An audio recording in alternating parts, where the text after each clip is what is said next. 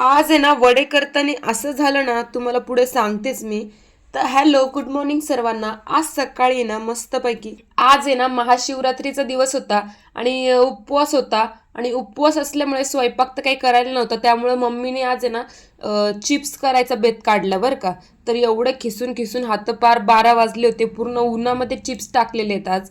आणि तेवढं सगळं केल्याच्या नंतर फ्रेश होणं आवरून आहे ना आम्ही सगळ्यात पहिले फराळ करायला बसलो आणि मस्तपैकी आज साबुदाण्याची खिचडी आणि साबुदाण्याचे पापड होते उपवासाचे.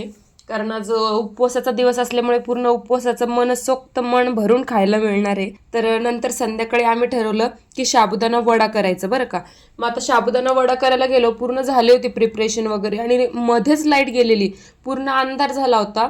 तसंच आम्ही केलं बरं का ट्राय. नंतर लाईट आली पण थोड्या वेळाने 5-10 मिनिटांनी लगेच. पण वडे सुद्धा एकदम भारी झाले होते बरं का. या सर्वजण वडे खायला, नाही तर परत म्हणाल विचारलं नाही म्हणून.